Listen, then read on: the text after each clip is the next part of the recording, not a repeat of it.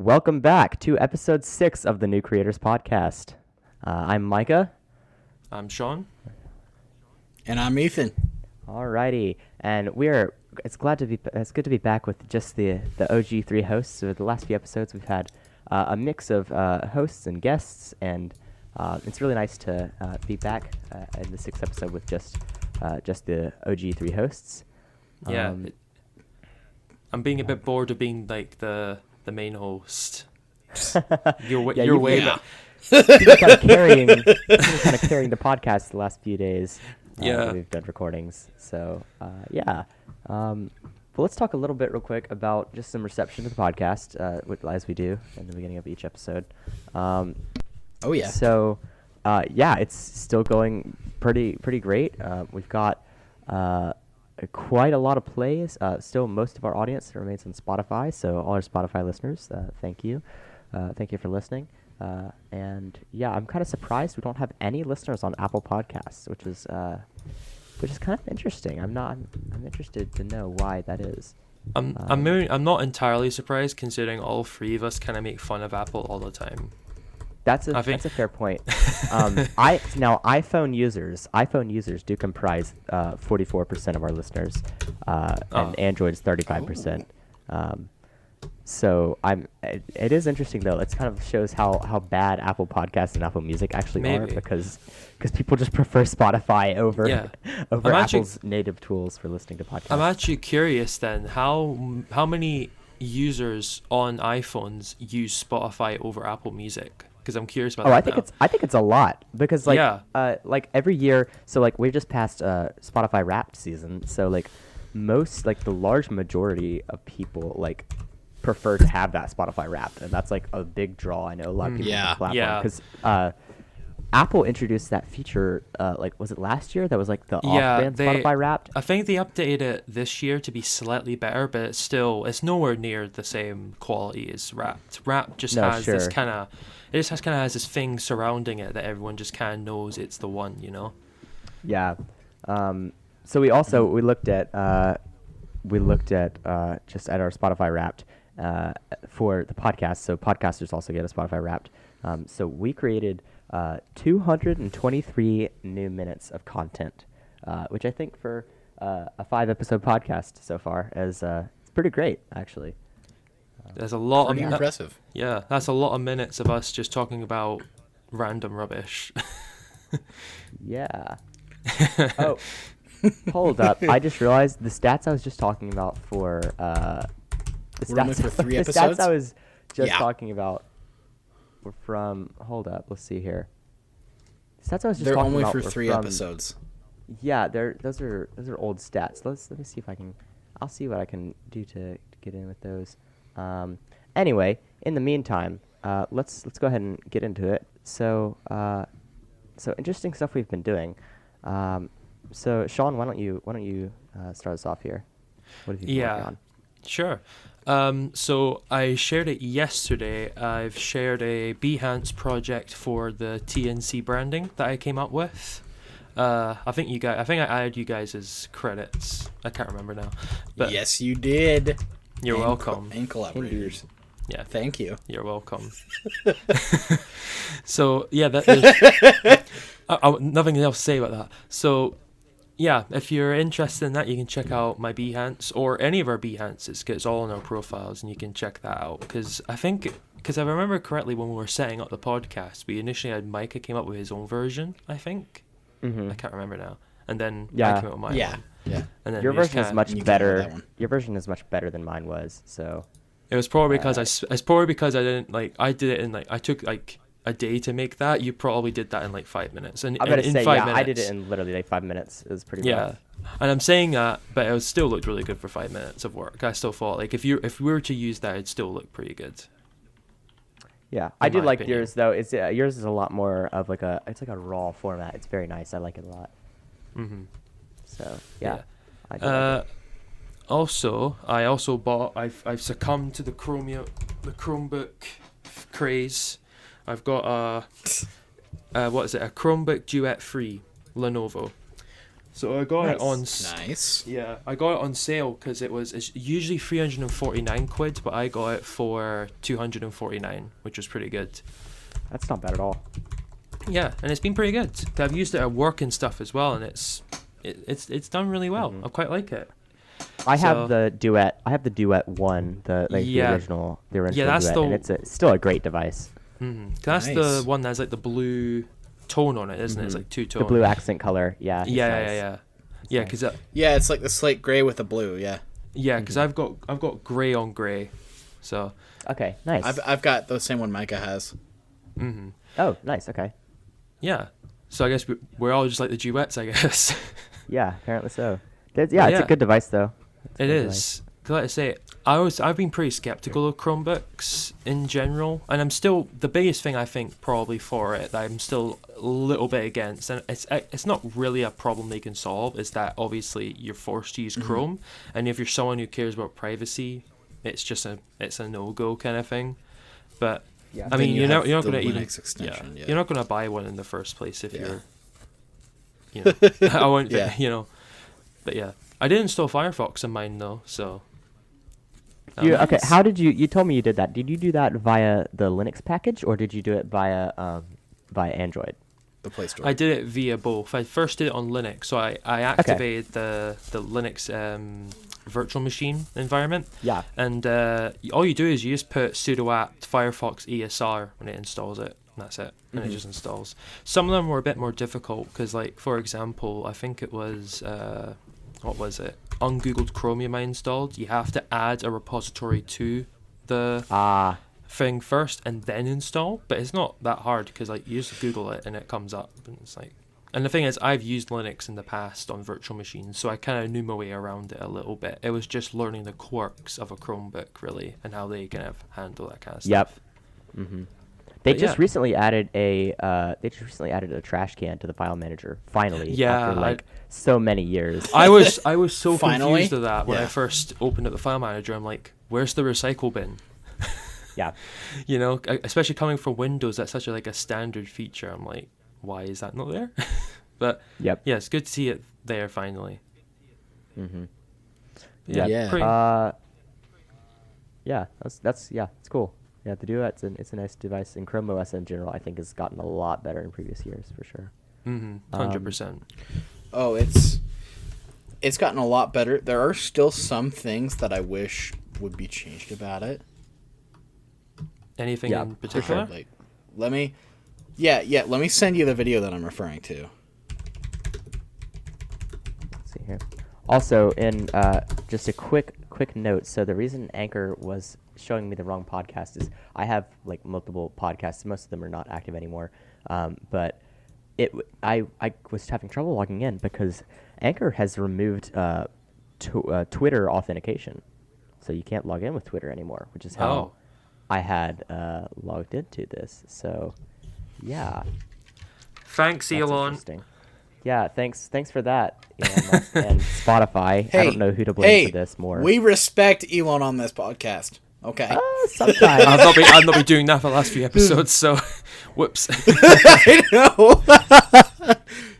Sometimes we do. Sometimes we don't. Again, we respect again, the Musk man. opinions expressed on this podcast do not necessarily express the opinions of everyone on this podcast. so TNC as an entity does not hold any of our opinions. Yeah. Even though Elon is a We've all got different savage, views. No problem. How long with did that. Yeah. It took I us mean, no 9 opinion on that, minutes. so. 9 minutes for us to say don't sue us. So Yeah, I think that's a so record. true. That is a record. And And we just need- also, I also don't think we can go a single episode without talking about Twitter. that's because we can. Yeah. Honestly. It's We just really can't. chaos. But yeah, we're not here to Anyway, talk about Twitter. okay. Back on topic. I'll go ahead and say what I've been working on. So, Yeah. two major things: college finals. It's finals weekend for me right now. So I just decided to record this for a bit of a break. But I'm working on finishing up finals. I've already finished I finished my design finals. I finished my part of my honors final. I finished a lot of different finals. So I'm nearing the end of that, and then I'll have Christmas break. And then I'm working on Waste of Mobile just a little bit. I haven't worked on that super recently, but in the last I think it was like 3 days ago. I pushed out an update to that, which is a little, which if you don't know is a little mobile client for the Waste of Money social network, which we've talked about in the past in this podcast. It's kind of like Twitter, but I think it's better, and it's run by a teenager in Switzerland. It's been going on for, I think, about almost 2 years now. So, yeah. Yeah. It's basically Twitter, but good. It also looks And, better. Yeah. Like, And it's mainly, yeah, it does. It really does. Honestly, I like the look of Waste of Money a lot. It's a very stylish network. 100%. You should go and follow us on that. Totally. Yes, go follow us on Waste of Money. Also, follow me on Twitter because I am on Twitter indeed. Watching it all go down. I am on Twitter, but it's a personal account, so you're not getting to know it. Ah, And don't gotcha. stalk me. Don't stalk me. hey, Sean, what's I know Sean, people now Sean, are gonna be like, Sean, yeah. what's your Twitter? I said it's private, so Lies. sorry. Yeah, private yeah, Twitter I'll account, drop you a my It's follow. private. How Sorry. dare you? That's a real. How dare you? Sorry. Y'all face reveal. You just don't have those go privileges. follow my Insta. I don't even have an Instagram. Dude, I don't even Insta's have an like account, the so- only social media platform I even use, like to talk to people, and then to just to, like catch up on things. Yeah. What have you been working on anyway, Ethan? Well, I have actually been working on building some internal tools for my job. Fun. That was a scream. Who's screaming in the background, guys? Screaming? Maybe, I didn't hear any screaming, Was it- but No, maybe you're I hearing didn't hear things. that. maybe it's in my house. I think that's just. don't I think know. that's the voices speak. In your head. We're just gonna casually gaslight Ethan. Whoops. Yeah. Just some casual gaslighting. Voices? What voices? What voices? I don't know what you're talking about. You're not recording a podcast right now. You're not on episode 6 of The New Creators. New creators? What's that? Wait, But- Sean? Who plays that? I'm. Who even is that Wallace guy? You know, like. Oof. I don't know, man. William Who, Wallace? who am Who I? knows? Who's Micah? My name's Jerry. What are you talking about? Yeah, no, I My name's Phil Swift. Flex tape. Yeah, I can see that. No, I've been making a internal website for my job here, and it's just a way better like hub to access all the tools, and like quick links and everything, and like our knowledge articles. Very cool. That's really funny because I did something very similar to that when I worked at the company Epic Solutions. I built them like a little dashboard where they could kind of access like all the tools they used on a daily basis. So yeah, I see that. That's pretty cool. I'll send it to the chat. Don't Nice. share it with anyone though. Yeah.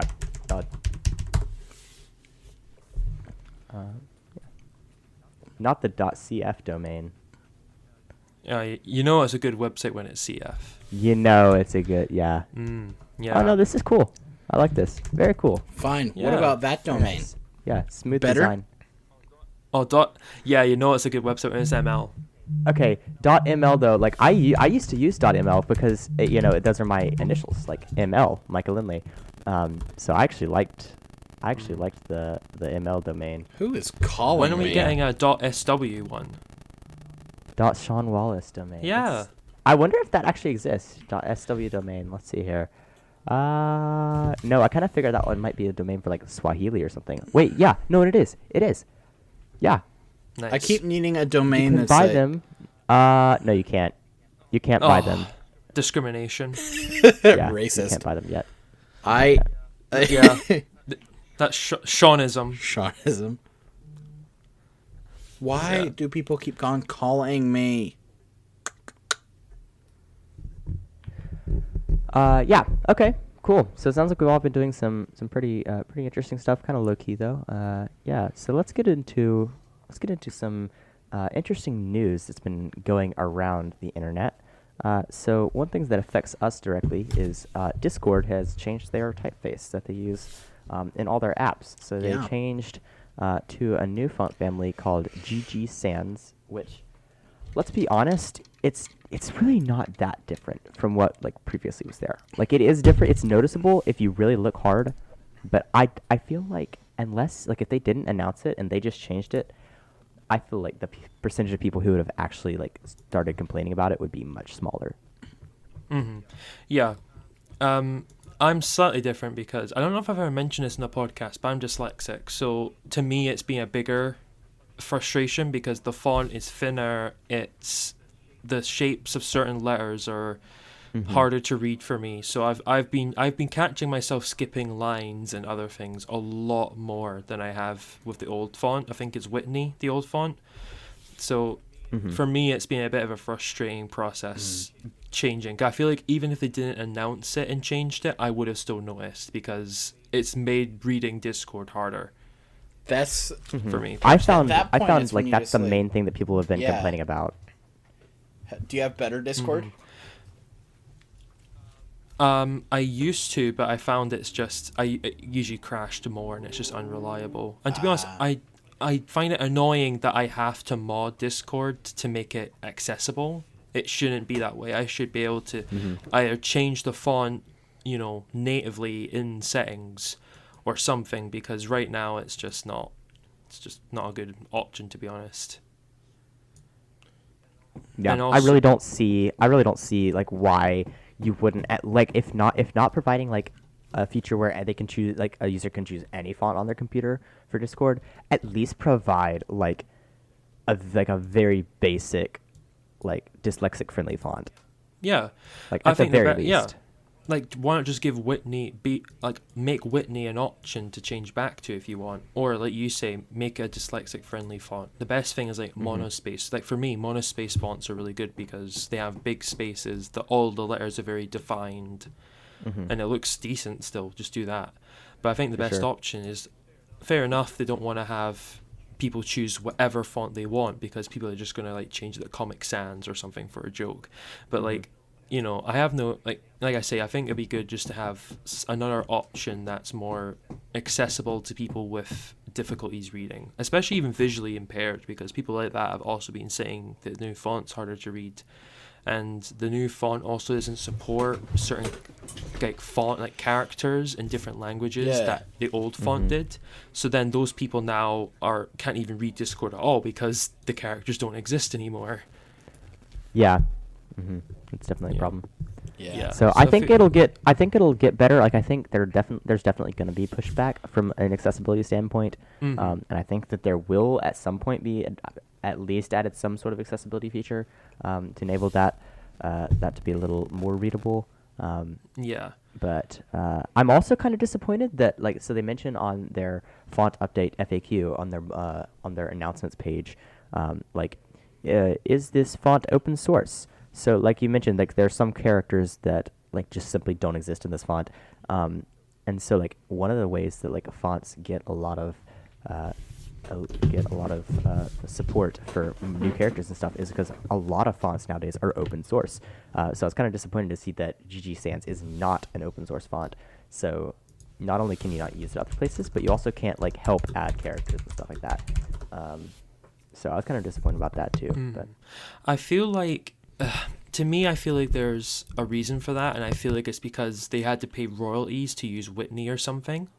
I feel, because it reminds me of a similar situation with the BBC, which is the British TV network, because what they did was they recently changed their logo, and it's the same logo, it's just the font's been changed slightly, and a lot of people got up in arms saying, oh, they're wasting taxpayer money because it's like this meaningless change. But the reason they changed it was the font they were using previously was Gill Sans, and they had to pay royalties every year to use that font, whereas they've now just spent a little bit of money to make their own custom font family, and they use that everywhere now, and that means they don't have to pay any royalties, so it actually saves money in the long run. In So I the feel long like term. so I feel like GG Sans is intentionally like that because Discord's trying to save money or make their service more proprietary.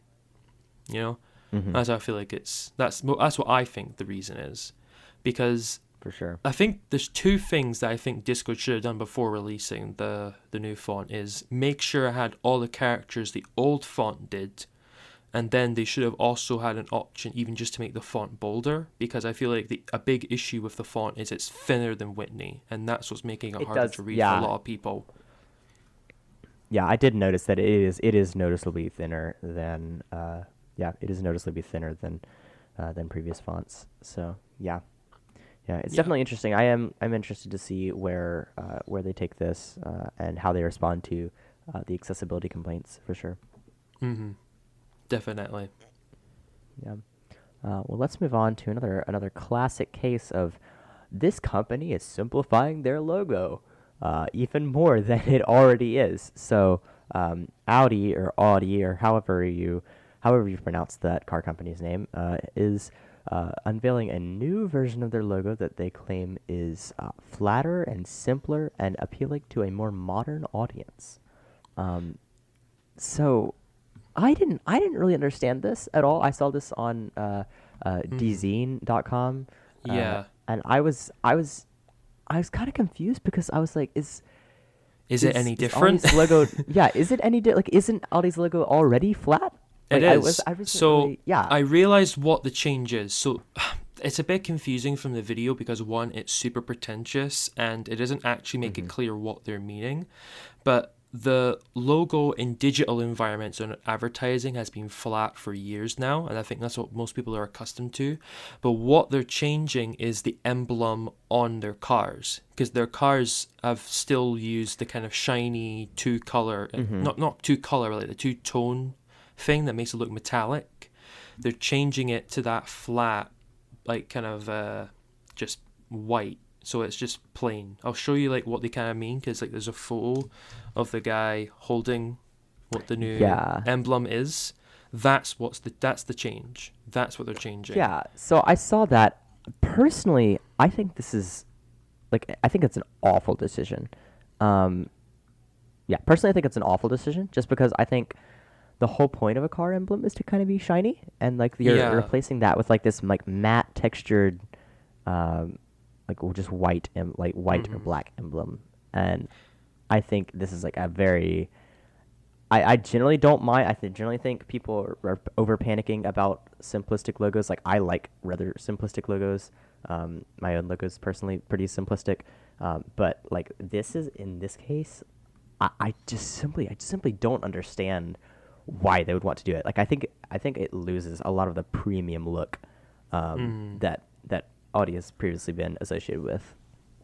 It's really similar to the Discord font situation. I feel like if they didn't announce this, no one would have noticed, because to be honest... Oh, absolutely not. Like the video is like, if for people who haven't seen it, on the article there's a YouTube video from Audi, just like from the team who made this decision, like explaining it, and it is the most pretentious thing I have ever seen. Like they make it seem like they've reinvented like fire or something, like, you know, or cured cancer. It genuinely is like so over the top in explaining such a nothing burger of a change. It's ridiculous. Yeah, it's kind of crazy. And again, it's just like you said, like if they hadn't announced it, no one would have noticed. And also, like, this is not even slightly like a big story at all. Like, so I read Dzine's website a lot, and so I saw this on here and I thought, oh, that'd be an interesting topic to cover. But so I was curious, so I looked like elsewhere on the internet. I could not find like any references to this.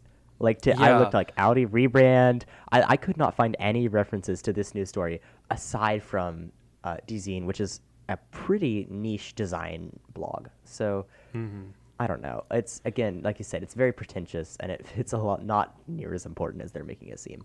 Yeah, I just don't get why they made such an extravagant video for something that's such a nothing burger, because I feel like for Audi, they're always about kind of like the efficiency of their, like, you know, engineering, and the kind of the vibe they give off is this very luxurious brand. That's kind of been their thing.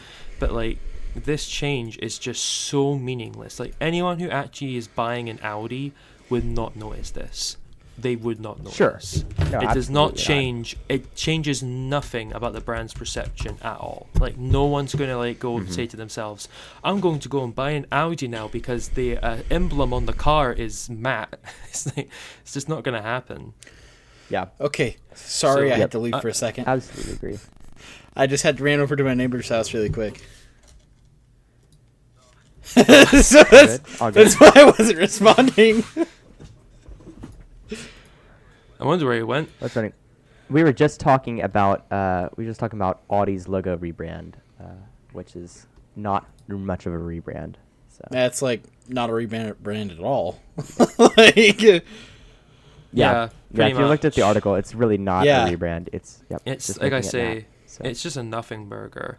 I actually linked to that Dezeen article you linked about Audi. There's a link to another one that's about Volvo changing their logo, and again, it's such a nothing burger of a change. It's like, again, it's like Yep. it's only the corporate logo that's changing. On the cars, from what I understand, Yeah. they're still going to be shiny. So like, the main place where people see these logos, they're not going to see the new one. Like, for example, you know how Nissan changed the logo a while back to a flat one? Yeah. I have only ever seen that logo on invoices that are sent to my work, on like invoices. That is it. Like on the cars, because we have like a car at work that's a Nissan. And it's a brand new one too. It's like from last year or something after the rebrand. It uses the old shiny logo because obviously it does. Like, Yeah. I don't really understand the change because the change is meaningless. It's not even going to show up in most places where people see the logo. It also makes it like I think it makes I think it hurts brand association.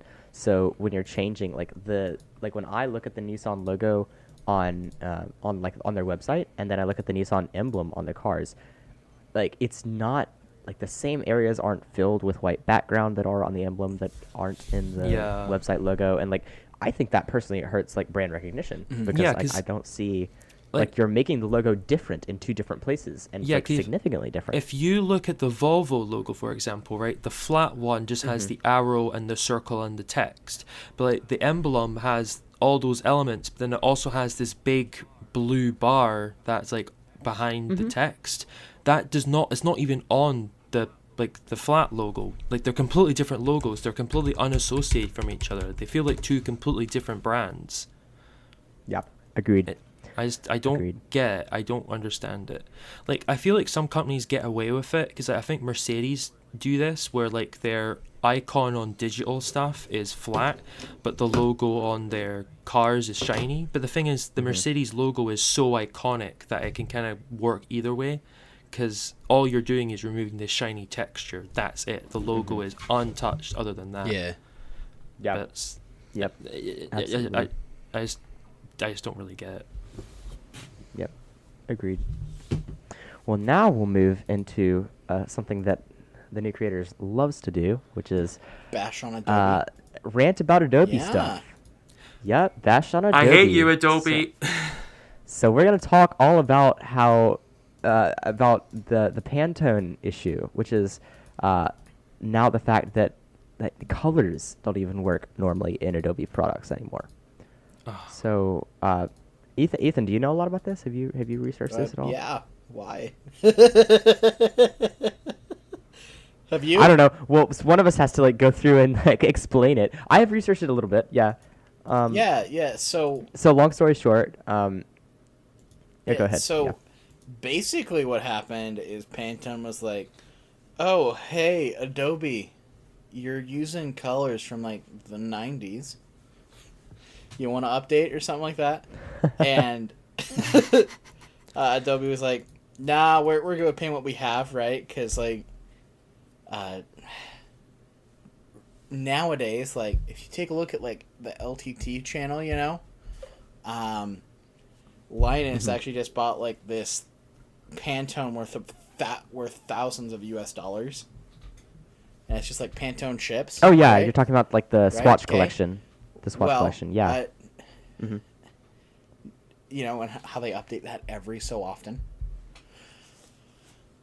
That's what Pantone is trying to do with Photoshop now. Is they've seen how successful Adobe was with Photoshop. They're like, oh, we want a cut of that too, and Adobe was basically like, yeah, f you, and Pantone removed Adobe's licenses for even those older colors. And so Yep.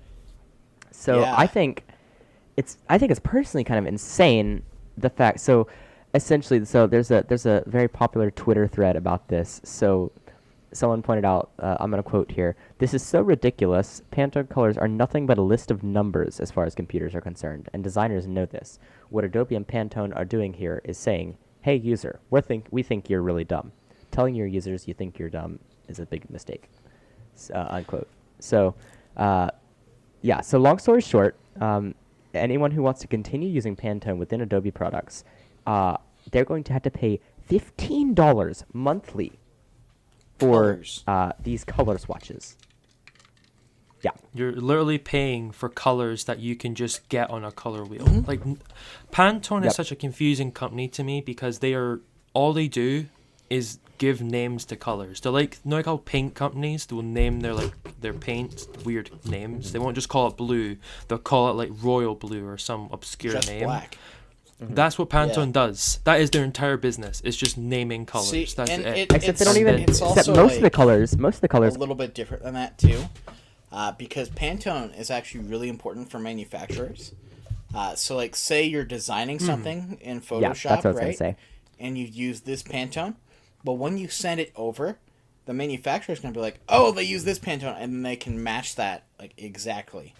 And so, by Adobe taking away, by Pantone taking that away, it's making it like way harder, and especially for small businesses that have multiple, Photoshop or multiple versions of Photoshop, and even like schools where they have like those big bulk Adobe accounts. It's gonna be hard. Yeah. Yeah. Mm. And It's let me also just- point out, this is something that not many people consider, but unless you have either the big set of Pantone chips that Ethan was talking about, that was in that really popular Linus Tech Tips video, unless you have those chips, either that or a Pantone certified display, which I actually do have. My laptop is a Pantone validated Nice. display. But unless you have either of those, Pantone swatches, or like using Pantone colors, is completely useless because you have no idea what it's actually going to look like, because every display has a different color profile. Again, unless it's been Pantone validated, every display has a different color profile. So you're not actually knowing what color you get, even in the manufacturing context, unless you have a Pantone validated display or a list of or a collection of Pantone swatches physically. Yeah. So I feel it like really is a scam. It really is yeah, a scam. honestly. it is. It's a spit in the face. Like, guys, Yeah. at It's this just- point, just switch to Affinity, okay? We just got 2.0. $100 for Yeah. all three. Come Affinity on. gang. You know? Yeah, I know. Yeah. I mean, this has to, like, when will people just say enough is enough of Adobe? Because at the end of the day, like, they just take more and more and keep taking stuff away for the privilege. It's like, and notice that I feel like the service Pantone provides, that should be like an open source, like free of charge kind of service. That's not something that should be proprietary to one company. Yeah. Considering it's important to all of print. Well, and like they already make so much money off of selling Yep. those cheap plastic cards and the really expensive Pantone books. Like,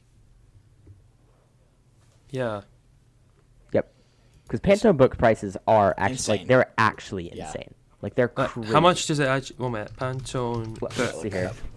Let's have a look.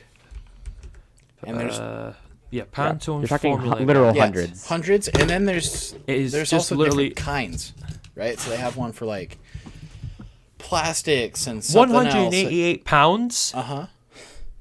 Yep. You're talking literal hundreds of dollars What? for books of colors. Oh my god. Yep. So again, if you're using Pantone swatches, most of the time it's in a manufacturing context. And sometimes, especially if you're doing professional manufacturing, you're going to need those. Like, you're going to need a standardization of colors. And Pantone does that, but at a price. Yeah. So There is a 404 pound book of Pantone colors. What in the world? Am I in Cloud Cuckoo land? What in the world? What? Right? And guys, what's even better? And again, so the thing I think that is the worst about this entire situation is not only, like, again, if you're using Pantone swatches, you're probably you're probably a professional, you're probably using it in a manufacturing context. Okay, whatever. The thing I hate about this is that if you open now in Creative Cloud 2022, if you open an Adobe file that has any Pantone swatches, like if it used any Pantone swatches, even if the person who created it wasn't intending it for manufacturing purposes, if it uses Pantone swatches, all those swatches will show up as black.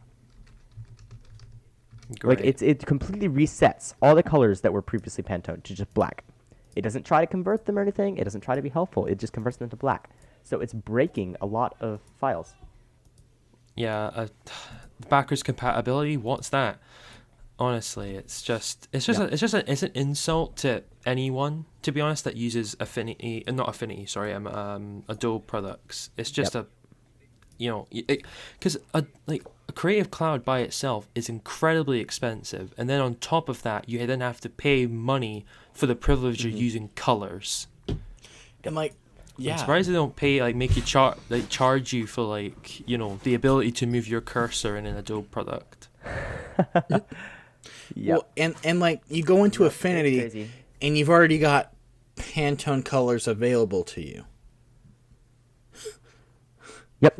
Yep. Because most Pantone colors map to a CMYK colors, which is what the large majority of printers use. Yeah. So that's all you have to do is you can use that. But And isn't CMYK open source anyway, or at least it isn't owned by like a company? It just it's just the amount of each color. So it's so standard just as well. CMYK for life, baby. Yep, all the way. Yeah. Well, our final news topic we have to talk about today is ChatGPT, which probably most of you have heard about at some point.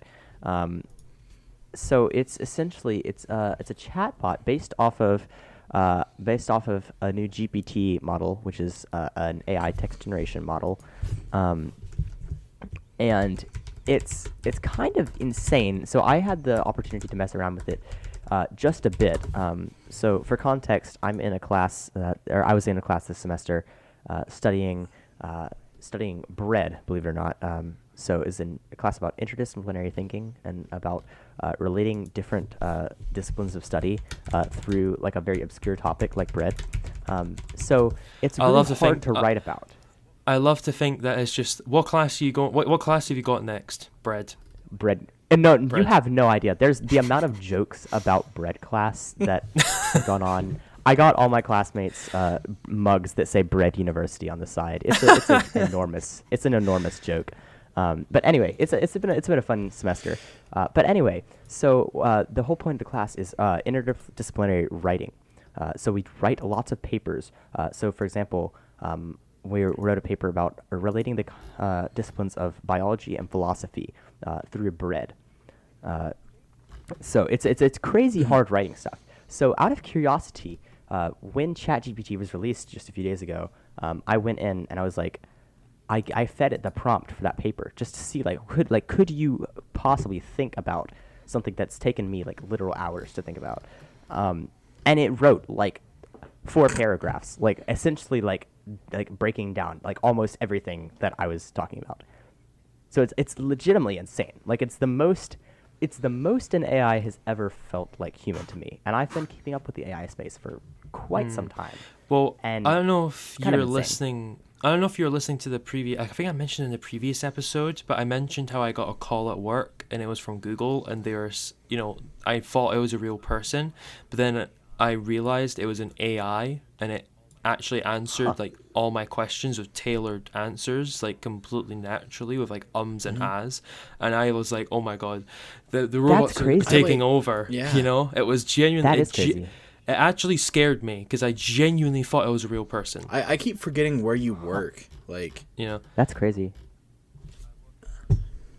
I work at a company called oh Squishy, yeah, which yeah, is yeah. a- Okay. Yes, I heard. I slushy remember now. company. I remember now. Yeah. Yeah, I remember. Yeah, didn't we talk did. about this at some we point? did Was it the because first like we episode, maybe? Second episode? Yeah. it's spelled super weird. Right. It is. It's That's SK. right, because It's SKWISHEE. So Yeah, that's right. Skewish-E. that's right. Yeah, And I remember we talked about I remember we talked about that. But that is interesting. Yeah. So AI in general has gotten like actually like crazy stuff happening. So like just the fact that it could like essentially write the thesis to one of my like major assignments for this year on such an obscure topic was like crazy to me. Like I was like, that's insane. So there's been a lot of talk about ChatGPT in the last few days, just talking about like how accurate it is and like what it actually like means for society in general, about like the morals of having something that's like that appears to be that intelligent. It's not intelligent yet. Like what it is, I mean, it's not. Well, yeah, it's not. it's not intelligent. sentient. Is not the word I'm looking for. It's not sentient. Yeah, it's still not sentient. Which I hope we won't develop sentient AI, but who knows? That's a whole nother debate in general. But there was a lot of talk about, like, especially for in the context of schools, like ChatGPT has the ability to write like entire essays about, again, like any topic. So like I saw an article the other day, like, is ChatGPT going to make essays irrelevant? Let's hope so. So it's kind of crazy. Oh boy! But like I don't again, see if that's the case, then like that's gonna cause like massive restructuring in like classrooms, and like there's like AI really is. It's gotten to the point where each new development really is gonna cause a shift in the landscape. I still don't think ChatGPT can beat me on my Radiohead and Tame Impala rants. No way. It ain't happening. That's Chief. that's valid. That's actually valid. You can write some solid rants. Yeah. I did one yesterday. We were going and, to. Yeah, I ahead. did one yesterday, and it was I think it was about genres and how you quite can't good. define music by genre nowadays, and I went on Mhm. for like a good solid 10 minutes about that. Oh, absolutely. Yeah. I was gonna like feed ChatGPT some prompts, and we were gonna have some fun during this episode. However, their website is experiencing Is at exceptionally capacity high right demand. now. So they say, please hang tight as we work on scaling up our systems. Yeah, it's at capacity. So possibly at a later episode, we might have some fun with ChatGPT. Maybe it doesn't even have to be a structured episode like this one is. Maybe we could just like have some fun on ChatGPT. That'd be kind of interesting. But yeah, it's definitely an interesting development. And like I said, I've played with text generation AI before, and this is by far the most intelligent seeming and the most accurate text generation AI. What I'm really looking forward to with AI is when Facebook finally releases Make a Video to the public. Oh, you Well, guys yeah, never heard what's about that? that? No. Well, I mean, I don't follow don't believe Facebook, so. I'll be honest. Yeah, me neither. I sent a link in the chat. Let's see here. Make a video. Oh, I have seen this. Yeah. You're right. I have. Okay, yeah, that's scary. So essentially, it's like Dolly, but it makes Yeah. videos instead Yeah. of images, So it's AI or video. at least like short Exactly. clips. Yeah. It's See, yeah. It is kind of terrifying. That's terrifying. Because that's the other It really thing. is. I mean, I think we said we were talking about AI art in its own episode, 'cause it's kind of a big thing. But I think it's a good point to bring up is like with these videos and with these images is AI is just it's basically just mashups of things that already exist. So it's also the ethical thing of like, is it okay for this AI to basically steal art and just garble it all together into this weird mashup of stuff? Yeah. But That's so anyway, true. that's for Yeah. another episode. But you know, It is, yeah. Make a video is. I have seen this before though. It is kind of insane. I'm glad they haven't. I'm glad they have not released this to the public because who knows Yeah. what people would make with this. and also, do you really want Facebook to own this kind of stuff? I'm just- Oh no, absolutely not. Absolutely not. I just want to like test it. They're the worst Like, people honestly. to own something like this. Like, Yeah. Yeah. Again, it's the that's the age old debate. You didn't think if you should before you did it. I just destroyed that quote. Holy crap! What's the quote? That was like, I think I was. Are you an Poor AI or guy. something? Have you been replaced by an am AI? I an AI? What is the quote? There is a quote. He spent so long.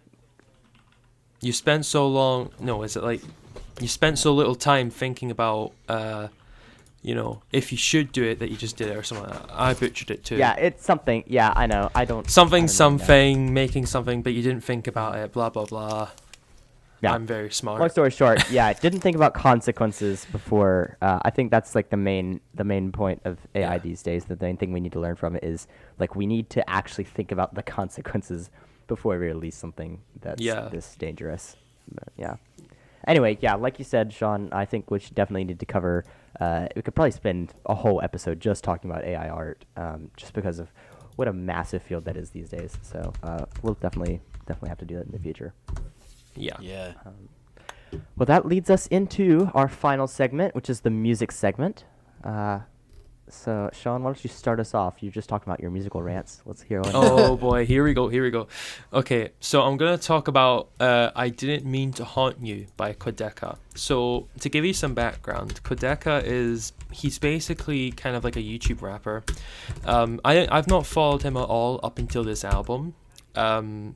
To kind of give you an overview, basically he used to kind of do the generic kind of cringy, like, those videos with like, I rap in 30 different styles throughout this video kind of thing. Oh, yeah. Those kind of videos back from like 2016 or whatever that were like huge back in the day.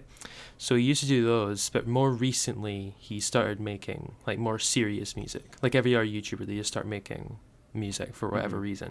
But anyway, that really is a trend for sure. It's like YouTubers dropping off of YouTube to make music. I find that so funny. Let's say like J. Paul crawled so everyone else could run, I suppose. It seems like it's ridiculous. But anyway, Quadeca is I would say one of the exceptions because it's kind of similar to Joji in a way, going Filthy Frank to Joji. It's something where the music is somewhat transcended the old personality kind of thing. So Quadeca has made a few albums previously. I can't remember the names. I think it's Voice Memos and From Me to You or something like that, if I remember correctly. I've not listened to those, but from what I can get from consensus, they're not too bad. They're pretty decent. But I Didn't Mean to Haunt You has kind of almost like blew up in a way that no one would have expected because it's... The problem with the album is it's really hard to describe how it sounds, and I don't mean that in a bad way. I mean that in a really good way because the production is incredibly unique. It incorporates so many different ideas from like folk to rap to experimental to pop. There's a lot going on in these tracks, and it's really impressive. And it's all written, produced, and created by Quadeca by himself over the course of like a year, which is insane, especially for someone. And he's only like 21. He's only 1 year older than me, so that is incredibly impressive. That's crazy. And it's something where also the writing's quite clever because basically it's written from the perspective of someone who's a ghost. So it's like if I was dead and I'm a ghost, and then it's like kind of recounting your past kind of thing. So all the tracks kind of reflect on, like if I died today, what would I regret kind of thing? What would I do differently? And this kind of thing. Didn't Palfu do something like that? Right? Didn't Palfu, that artist Palfu? I don't listen to it all the time, but that sounds very similar. I think. What was it? Mm-hmm. It's a really good way of kind of talking about one's regrets and what you do differently and so on from a unique perspective kind of thing. Like it's an angle that not everyone does, and I think that's really kind of, again, it adds to the uniqueness of the project because the album is nothing I've ever heard before, and in the best way possible. So if that sounds all interesting to you, then I definitely say give it a shot. I'd say the best tracks that I can name off the top of my head would be Born Yesterday, Fantasy World, and Sorry for Dying. Those are really good tracks, but the entire album is stellar. Dope. Yeah, nice. Okay. Cool. That's my music rant. Sounds interesting. That's your music rant. All right. Nice. Well, I'll try to be at least half that passionate. So one of my favorite artists who I talked about before in the podcast is Half Alive. So previously they only had one album and then a few EPs. So they had Now Not Yet, which was their first studio album. Then they had Give Me Your Shoulders, which is like a 7-song EP. But they just released. So they were gonna release Give Me Your Shoulders Part 2. But then their direction in the album kind of shifted. So they released, just a few days ago, they released Conditions of a Punk, which is, I was a little bit worried because they've always been like it's a very positive, uplifting band. I really like that about them because I find it depressing to listen to mostly depressing music. So I was kind of worried when I heard it was called Conditions of a Punk. But it's actually, it really defies expectations, and it's a really solid studio album. So it includes some of the songs from their old EP, but also it's just a really solid album. Lots of different styles. They've got everything from, it is still mostly like alt rock, alt pop, but they've got everything from acoustic to piano to electronic. It's just a really solid album that really evolves their sound. I think probably favorite songs that weren't in the previous EP, Lost is phenomenal. It's a solo piano piece, and it's just very like raw and emotional. It's a really great song. And then also Brighton is a really good song from that album as well. But Brighton. in all, the entire Brighton. Brighton. Anyway, Brighton is a really really great song as well. But anyway, if you've got time, yeah, Conditions of a Punk by Half Alive. It's also like they're finally getting a little more recognition due to this album. So previously they've been kind of like just not. They've always been pretty popular. They'll think about a little over 1 million listeners or so. But this album pushed them up to like 2 million monthly listeners, and they've gotten on like the front page of like a bunch of different Spotify playlists and stuff like that. So. Yeah, I'm really glad to see them gaining some. I know a lot of people were calling, like when they first started coming out. I think with their first big single, "Still Feel," when they came out with that, a lot of people said they're like just 21 Pilot clones initially, which I thought was a bit unfair. But hopefully now they're definitely. That's another thing. Some of their very early stuff, like "Awake at Night" and "Tiptoes" and stuff like that, like their like really first songs were very much like you could tell very much like 21 Pilots-esque. 100%. But Now Not Yet was very weird and interesting and cool. I didn't think Still Feel felt like 21 Pilots very much. But I feel like Still Feel for some reason like caused that because that was their first big hit. Because it had that really popular music video too, and that like. The dancing. Yeah, it's a great music video. It's a really solid music video. And like I say, I've not heard the new album, but I listened to Now Not Yet, and I can get the comparison, but I wouldn't say it was a copy. I would say it was an inspiration on that record because they have a similar style in the sense of kind of blending genres. 'Cause a lot of the tracks on there kind of throw together so many different genres and concepts into the tracks, but I would say it's done in a different manner to 21 Pilots because like you have something like Trench, which is more moody, grimy, kind of conceptual, and then you've got Now Not Yet, which is more lighthearted and more pop and kind of they also do single power. They also do a lot of like crazy rhythm stuff, like Okay and Creature and stuff has a lot of like crazy weird rhythmic stuff that I've not heard in like any other songs. Time 2 is great. Time 2 is great, yeah. But in general, Conditions of a Punk is really solid, and it does, like I said, it further evolves their sound. Like, if you listen to Conditions of a Punk, you can very much tell they're not a 21 Pilots clone. Like I said, there's lots of different genres. It's still very, very positive sounding, but still really interesting, intriguing music. For sure.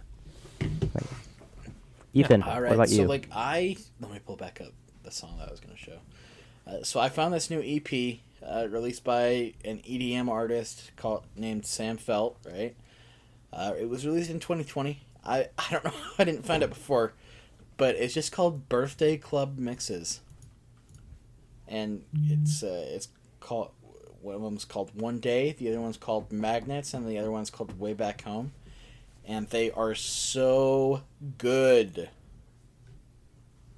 And then like Okay, Yeah, so you said and it's like then EDM style, there's like kind a of. rap artist that I found. I just want to also share. Okay. His name is Patrick Jorgensen, and he's got some great stuff. That's an interesting name for a right? rapper. His song "Million Questions" is really good, and then his song "Hard to Say Goodbye" is really good. Okay. Like, would recommend 10 out of 10. Nice. Interesting. So he is from Norway. That's interesting. I guess I've just never considered. I guess. I is it was racist going to to say I've that never it considered sounded rappers Nordic. from Norway. Yeah. I guess that. Yeah. I hope that's not racist. I've never Oh, considered rappers from Norway. That's This somewhat reminds interesting. me. It reminds me of the winners of Eurovision this year. They are a Ukrainian group, and it's the most absurd but brilliant thing. So they have like obviously a guy who raps, and they also have singers as well. But the guy who raps, like listening to someone rapping Ukrainian goes so hard. I didn't expect that. It's That's so good. interesting. Okay. Yeah, and they had like a. I don't know what the instrument's called. It's like I think it's a didgeridoo. They had, and Oh, somehow that's cool. and that's the main hook of the track. And oh my god, I did not expect it to go as hard as it did, but it went hard and it was amazing. So yeah, but it just reminded me Okay, of that because interesting. Eurovision's one of those things where like you'll have like artists from all these like countries you kind of forget about who have like incredibly unique sounds, and then you have the most absurd, strange, avant-garde stuff as well. It's brilliant. Huh. Especially as a That sounds quite European, interesting. it's great. But yeah, just reminded me of that. Huh. Interesting. All right. Yeah. Well, sounds cool. Well, yeah. That brings us. We're a little over an hour into recording. So, yeah. So I'm Micah, and this is Ethan and Sean, and this has been the New Creators. Anything y'all want to say? Join my Discord, Don't join his No. Discord. Join Yep. our Discord. or else. Yep. Whoa! No, it's my Discord. It's called Taz Hangout for a reason. It's my server. Join Sean's server. Join the Michael Lindley server where the New Creators podcast is recorded, and you can find the podcast channel there to talk about the episode as well. We do have a teaser for the next episode. We're gonna have previous guest Perrin and his brother who works on robotics. So we're gonna have them here as guests, and yeah. Oh, one other thing is we're going to be taking a break over the holidays just for relaxation reasons, family. Yeah. So our next episode will not be out until probably Saturday, January 7th. So yeah, we're going to give everyone just a little bit of a break. So that's about a 3-week break from the day this episode releases. So we will see you on January 7th. Bye. See ya. We'll see ya. Okay. Alright, I'm gonna stop recording.